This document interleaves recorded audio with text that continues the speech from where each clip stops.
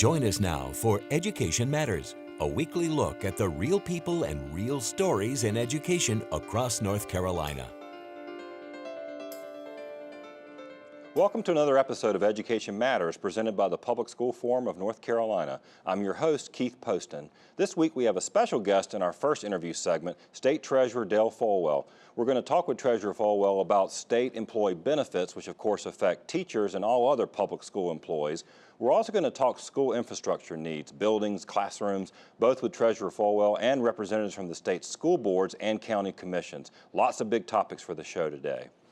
Like every week, before we tackle the main topic, we're going to open with our segment we call Edlines, a quick scan of education headlines across North Carolina and the U.S. A resolution to the K-3 class size issue we've been covering remains elusive as the North Carolina Senate continues to challenge school districts over funding they say was provided, while district leaders call the hard caps an unfunded mandate that will result in thousands of teaching positions being eliminated, mostly PE, arts, music, and foreign language teachers. Wake County School Superintendent Jim Merrill just asked the Wake County Commission this week for an additional $56 million in local funds to cover these positions if a fix is not found in the Senate. The North Carolina House has already unanimously passed House Bill 13 to address the issue. A bill to establish a new North Carolina Teaching Fellows program sailed through two committees in both the House and Senate this past week with broad bipartisan support. The new program would focus on STEM and special education teachers. Next week on the show, we'll talk to the bill sponsors and others involved in designing this new effort to recruit teachers to North Carolina's classrooms. North Carolina's largest recipient of private school vouchers, Trinity Christian School in Fayetteville, has filed an incomplete financial review according to the agency overseeing the program. Trinity was already under the microscope after an employee was charged with embezzling more than $300,000 in taxpayer funds. Trinity Christian School receives state funding under the North Carolina Opportunity Scholarship Program that uses tax dollars to pay tuition at private, mostly religious schools. Since 2014, Trinity Christian has received more than $1.2 million in taxpayer funds, more than any other school in the state. Finally, U.S. Secretary of Education Betsy DeVos was in Fayetteville this past week promoting voucher programs like the Opportunity Scholarship Program. Before coming to Fayetteville, she spoke at an event hosted by the Brookings Institution where she criticized U.S. public schools as, quote, so bad they probably can't get much worse. She cited poor schools on the National Assessment of Educational Progress test through NAEP. Those scores in math for low-performing students have gone up substantially in the past few decades. She also called out the #1 ranked school district in the U.S. for school choice, Denver Public Schools, for not having enough private school options. Her comments drew a sharp response from the Denver superintendent, Tom Boasberg, who said he believed public dollars should be used for public schools that are open to all kids, whether they're district-run or charter, but not vouchers that he says lack accountability. Remember, you can visit the Public School Forum's website at ncforum.org, click Education Matters, and read more about each of the headlines as well as all the other topics we cover each week. As I said at the top of the show, we have a special guest with us today. We have State Treasurer Dale Folwell. Thank you so much for joining us. Thanks for having me. Now, Treasurer Folwell, you were, of course, also Assistant Secretary of Commerce. You were 2 years as Speaker Pro Tem in the House, and you and I chatted before. You also served for 4 terms, or 8 years, on the Winston-Salem Forsyth School Board. So you know of what you speak when it comes to school funding and education. I do. So thank you so much for being here. All right, I want to get right to it. It's been in the news over the last couple of weeks. Your office made some announcements related to health insurance premiums going up for state employees and teachers. Tell me a little bit about sort of what the announcement was and why. Well, thank you for having me, and your viewers will remember that we had a terrific state treasurer by the name of Harlan Bowles who wrote a book called The Keeper of the Public Purse. In that book, Treasurer Bowles says the state treasurer has more constitutional and statutory responsibilities and duties than any other elected official in the state, except for the governor.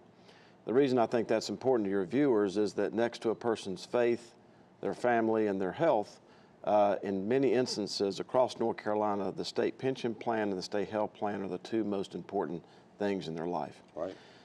Anytime that you're the state treasurer, it's important to really just think about yoga, and that is to breathe and pay attention to your mat. And our mat right now is to figure out how we're going to preserve and strengthen the state health plan and the state pension plan. We have an option of speaking about these subjects emotionally or politically, but I'm going to speak about them mathematically. Okay. The state health plan has a $42 billion liability. Now that $42 billion comes from the fact that for decades, people have been eligible for health insurance benefits, both while they were active and retired, but no money was ever been put aside in reserves, unlike the pension plan, for all of those eligibility and all those issues regarding the state health plan. As a matter of fact, the state health plan is going to run out of reserves in about 26 to 36 months. The state health plan is going to get probably a bigger appropriation this year than the entire university system. Wow. So this has nothing to do with the fact that I'm the 28th treasurer of North Carolina, or it doesn't matter who the 28th treasurer was going to be. It has to do with mathematics. And so you're talking about, when you say the liability, you're talking about to be able to continue to cover and provide the benefits both to existing state workers, but also, and we're going to get into this, yes, the retiree benefits.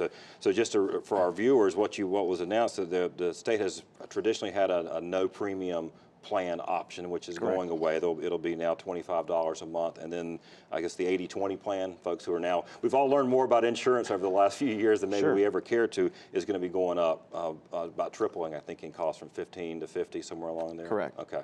So the 70-30 plan will have a $25 per month premium, and the 80-20 option will have a $50 per month premium. But what I've told the stakeholders and the people of North Carolina is that now it becomes my job to make sure that those premiums do not change over the next 4 years. Okay. Now that's a heavy lift. Secondly, what's been happening over the years is that there's been a lot of trickery where the premiums may not have gone up or been established at all, but co-pays have gone up, co-insurance have gone up, formularies have gone up. Right. We're the largest purchaser of health care in North Carolina. We should be able to do it better and more efficiently on behalf of teachers, troopers, and other state employees. Yeah, I think all of us have been through that, where again, even the premiums haven't gone up. Of course, they've all gone up, both, whether, depending on, no matter where you work, but it's that copay stuff, and medicines that suddenly get changed from a different tier, and all of a sudden your out-of-pockets go way through the roof. So you're going to try to get a handle on that? Yeah, we have many state employees this year who have, if they choose the family premium, are going to have to work 5 days out of every work month to pay the family premium on the state health plan, based on the entry-level job salary of a trooper and a teacher. The fact is, we can do it better and more efficiently. We have one of the worst records in the United States in terms of families on our state health plan. Probably less than 9% of our families are on the state health plan. Right. So what we end up with is people my age and above. So it's employee only. So that's what the employee only is what most state employees do, because from at least what I understand is that the family part is cost prohibitive in their view. That's correct. Okay. And we can do that better. We can tip the balance of this plan so that we can attract younger, healthier people to the plan. And I think that puts us on the course of preserving and strengthening the state health plan. And part of the charter as the head of the state health plan is for it to be financially sustainable. But right now, there's no certainty with the General Assembly, with the taxpayers, with the teachers, with the stakeholders. We need to bring trust and certainty back to this relationship. So after this, so let me, okay, we're going to shift gears real quick. Retirees. One of the things that we often hear is people go into state government because while maybe the pay isn't what they might get in the private sector, there's the pension and there are benefits. A lot of discussion of whether that's going to go away. Do you see the state walking away from a commitment on retiree health benefits and pension? Well, right now I'm dealing with the income statement, and I think what you're referring to is bills that have been filed regarding in the legislature. Right. I'm here to preserve and strengthen the defined benefit plan and the defined contribution plan. And right now, preserve and strengthening it means what are we going to do to keep ourselves in business next year, the year after, the year after. Right. Now, I want to be clear that our pension plan is one of the best funded pension plans in the United States. But one reason it's one of the best funded is that we assume a rate of return in that plan that we had not achieved on average this century. And I think there's less than a 25% chance we're going to achieve 7.25% for the next 15 years. So your funded level is precipitated by what rate of return you assume you're going to earn. Right. So when you assume you're going to earn a higher rate of return, your funded level looks really good. Right. I think our funded level is probably realistically in the mid-80s. When Harlan Bowles left the Treasurer's office, it was 110% funded. Okay. So. I'm sorry, we're almost out of time for your segment, but I did want to ask you as we close up, we're going to be talking to our next guest about what is an $8 billion in needs for infrastructure. Now, that's a local responsibility, but there are some bills out there. You got any thoughts in terms of things like leasing options and other ideas of how the locals are going to be able to fund that kind of an amount? And does the state have a role? Well, my thoughts haven't changed, and that's sort of what happens sometimes is that you have candidates who say one thing, then when they get into office, they do something else. We have to find long-term solutions to constructing public schools in North Carolina, especially in our rural areas, many of those areas are depopulating. And that's what I've told to all the stakeholders along the lines of this subject. But the fact is that it's important that we don't do a patch quilt system where we're doing something in this part of the state and something else in this part of the state. Yeah, that makes it. I'm sorry, but we are out of time. We need to bring you back. We've got so much more to talk about. But I got so many more props. I know you've got the most well-prepared guest we've ever had. So thank you very much. Appreciate you being here. Yeah.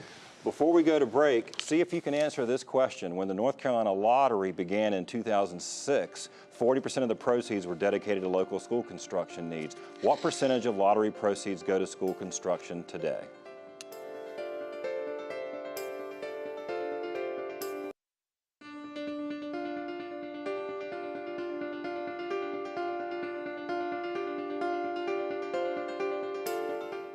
Welcome back to Education Matters. Did you correctly answer A, 15%? That's right. Since 2012, the General Assembly has allocated a lump sum of $100 million annually to North Carolina's public schools to help with infrastructure needs, a percentage equal to roughly 15% of the lottery proceeds, or less than 1/2 of what would have been distributed under the original law that was set up for the education lottery. We're going to talk further about school infrastructure needs across the state with the representatives of two groups who are grappling hands-on in how to find solutions to this. We have Leanne Wennard. She is the Director of Government Relations for the North Carolina School Boards Association, and we have Kevin Leonard, Executive Director of the North Carolina Association of County Commissioners. Thank you both for being here. Thanks for having us. All right, well, first of all, this is a top priority, I know, for both of your organizations. You represent, well, the school boards have to, they're the ones responsible for the local school systems and making sure they have what they need. County commissioners, by and large, are the ones who are having to find the money, right? So it's a big priority for you, about $8 billion. Tell me sort of, what is the association? Why are you prioritizing it this year?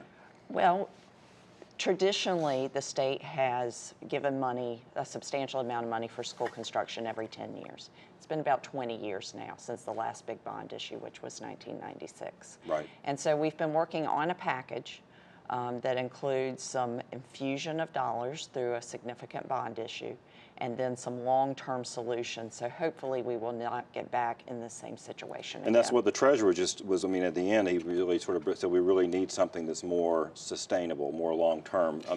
What your thoughts on, how do we get $8 billion? Are we $8 billion behind? Did we not do something we should have been doing? No, we've been trying to tackle the problem all along, but it is a growing issue over time.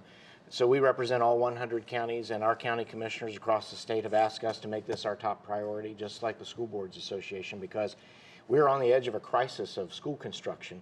And what we're trying to do, and the story we're trying to tell, is we have to reconnect this partnership between the state government and our county governments and our school boards across the state to tackle this problem. I think it's a multi-faceted approach. Lottery funds are a significant part of that, but a school bond, which hasn't happened in 20 years, we have to revisit that conversation again. Well, we're going to pull up on the screen while we're talking. There's a couple of charts that show what the needs are. But what we're talking about on the screen, you've got renovations, you've got new buildings, new classrooms. There's lots of different needs. We're at a critical point, Leanne. Is that right? We are at a critical point. We've got counties who just don't have the ability to raise the revenue to replace buildings that are 50+ years old.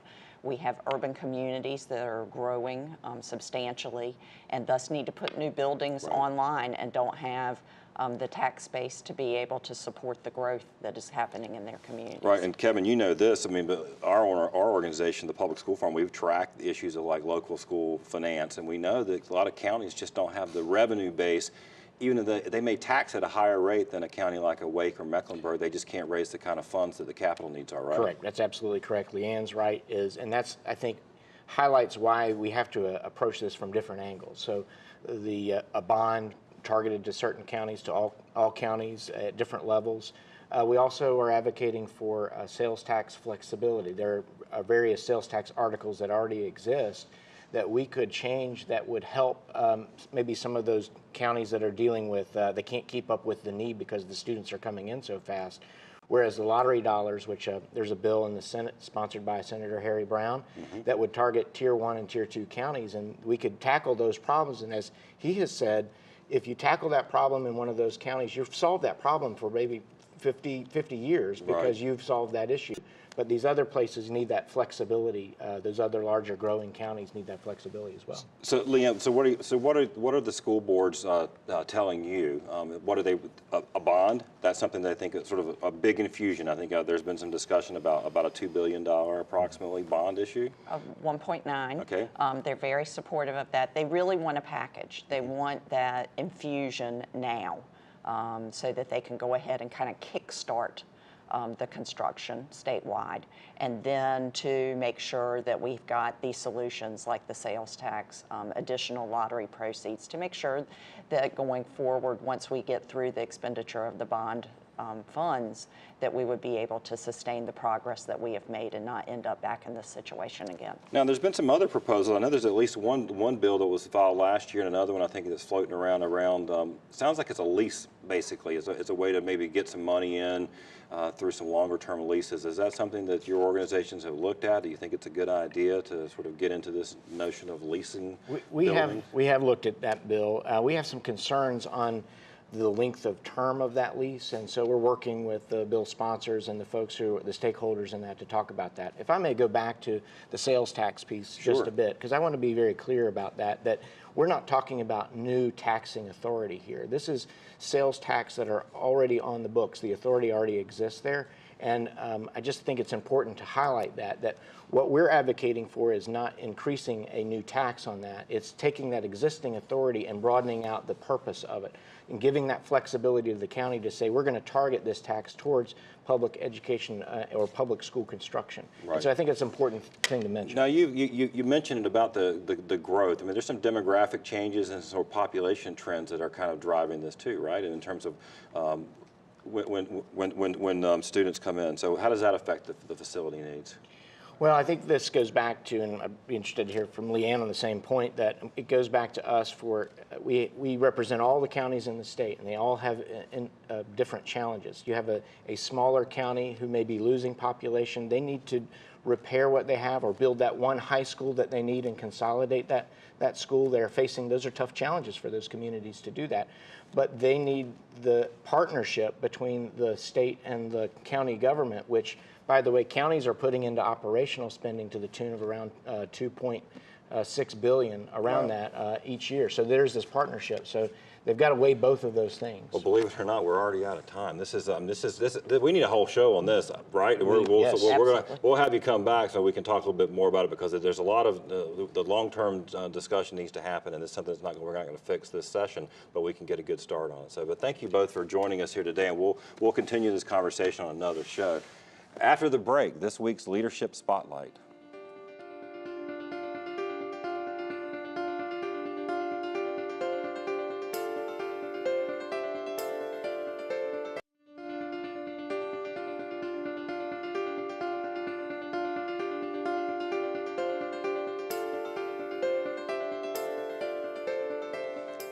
Each week, Education Matters spotlights individuals demonstrating exceptional leadership in education in North Carolina based on nominations from you, our viewers. This week, we spotlight Rebecca Foote, principal of Bug Elementary in Raleigh.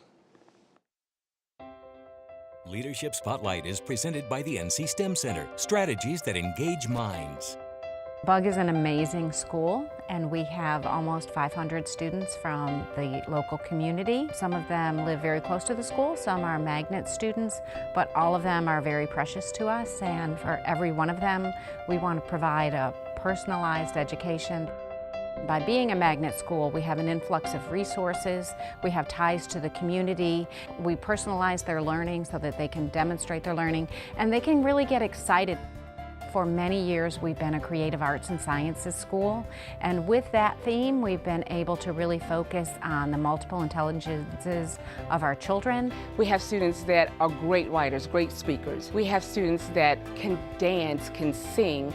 So what we do here at Bug is we allow students to shine in their way. Every student is different.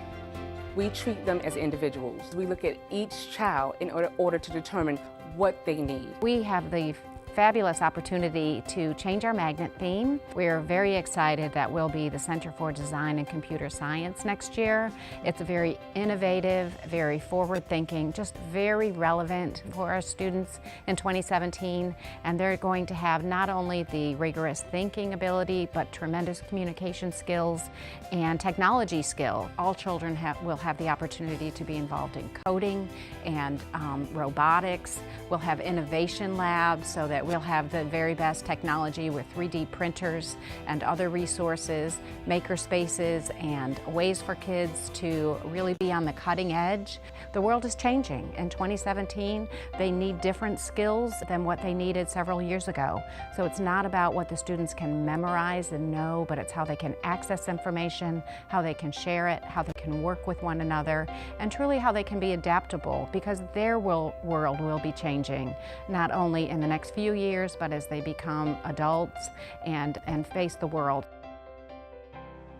If you know someone who deserves to be recognized, visit our website, ncforum.org, and click on Education Matters, and you'll find a link to nominate someone in your community. After the break, this week's final word.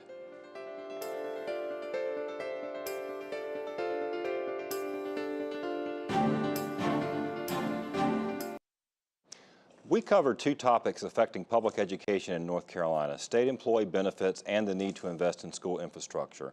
On school infrastructure, it's been more than 20 years since we had a statewide bond for school construction. While local county governments are primarily responsible by law to pay for the facilities and the state primarily funds personnel, those lines have definitely blurred over the last 20 years. In 2014-2015, counties spent $2.7 billion to fund instructional expenses, accounting for about 26% of the combined federal, state, and local total. School districts need state help to meet the now $8 billion in needed infrastructure investments, and two proposals seem like sensible paths forward. One is to restore the original intent of the North Carolina Education Lottery to help counties pay for buildings. Today, the lottery provides less than half the percentage of funds it was originally intended to provide.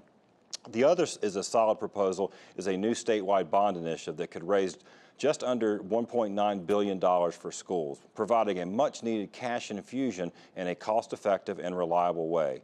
Other options on the table may be well-intended, but they certainly don't provide the kind of certainty that a bond brings, like the proposed leasing options that could put school systems' long-term financial health at risk because they are too expensive and often overburden counties with debt banking on growth that may not come. The other big issue we discussed was the recent announcement of increased health insurance premiums for state workers and a proposal in the Senate to eliminate retiree health coverage and pensions for new state hires. State workers have already been paying more out of pocket in deductibles and copays. Now premiums are rising too, at a time when teachers and principal pay are still lagging nationally and regionally. Even more concerning is a new proposal in the Senate that new state workers would not be eligible for enrollment in the state health insurance plan when they retire, and most of those new workers would not be eligible for state pensions either. At a time when we are struggling to recruit and hire teachers, taking away two of the tangible perks of state employment, retiree health care benefits and pensions, seems very misguided to us. That's it for this week on Education Matters. Next week, we're going to talk about new efforts to reestablish a North Carolina Teaching Fellows program. Thanks so much for watching, and we'll see you next week.